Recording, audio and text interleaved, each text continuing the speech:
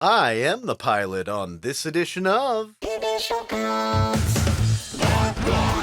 Initial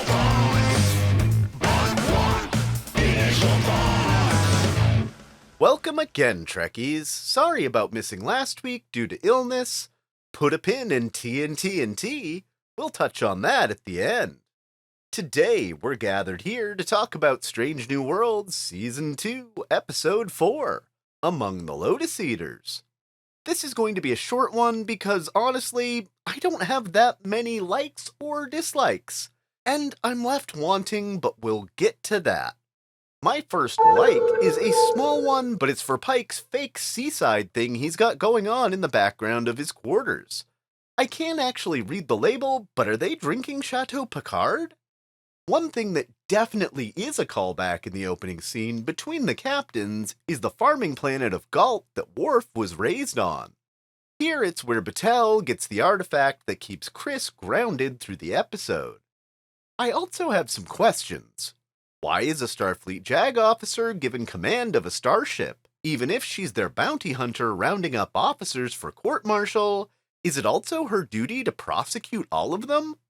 Anyway, the episode sees us going back to Rigel 7, which is the planet that gave Pike his first crisis of faith, just prior to the events of the Cage. He considered leaving Starfleet over it, and I've always wondered what really broke him. Unfortunately, the answer just isn't that interesting. Before I tear this one some dislikes, I'm going to give my only other like in the episode for an overall season thing. Spock is purely the comic relief this season. He really has little other place or purpose, and I'm actually here for this slightly different side of Spock. For the rigid, mostly Vulcan, it's been a fun juxtaposition, similar to the random, unintentional humor he gives off after undying in the one with the whales. My first of several dislikes is for the not remembering radiation, of which there are several layers of dislike. Can we stop using the loud, sucked-up tinnitus sound on television? Like forever? Really, the selective and quickly reversible effects of the radiation and the convenience with just what people remember for plot purposes really doesn't help sell this as a plot for me.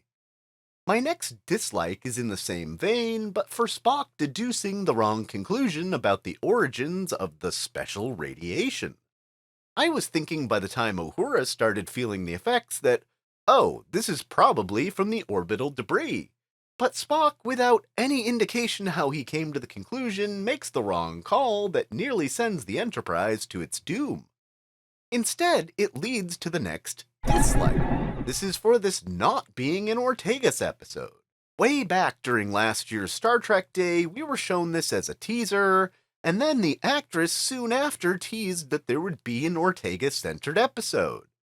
Maybe the thing we've seen in other trailers where she cold starts a shuttle engine before crashing will center on her character. But despite saving the day in this one, we still haven't gotten to know Erica in a season where characters are getting their backstories filled in. Now, even if we get it down the road, this dislike sticks for the naked time moments of her going to her quarters, and we've got a classic no one knows who they are moment.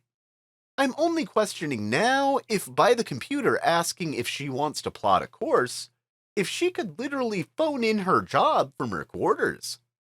I've got one final dislike, and that's for dinnerware being an effective shield against a phaser rifle. Phasers are not lasers, just because there's a light component to it. Honestly, I'm just left bored at the end of this. It's not a bad episode, but more meh. There's not much to like. It's an old-school standard Trek fare, and in the grand scheme of 800 episodes of Trek, I'll give it an initial ranking somewhere between 450 and 550. While we're here, let's just briefly talk about Episode 3, Tomorrow and Tomorrow and Tomorrow. I thought it was a fun time travel episode. Paul Wesley is growing on me, but by the great koala, I don't trust a person that eats a hot dog on a wheat roll with absolutely no condiments. Condiments are free, and you yourself have said you need the calories. Even after a week and several subsequent viewings, I'm not sure how I feel about the retconning of the timeline, but the explanation does work, so meh. I give it an overall 4 likes and 3 dislikes. And I'd give it an initial ranking somewhere between 300 and 400. If you've enjoyed the content, please consider a like and subscribe. I'll be out of town next Thursday, so expect initial thoughts on Friday. Until then, keep on trekking.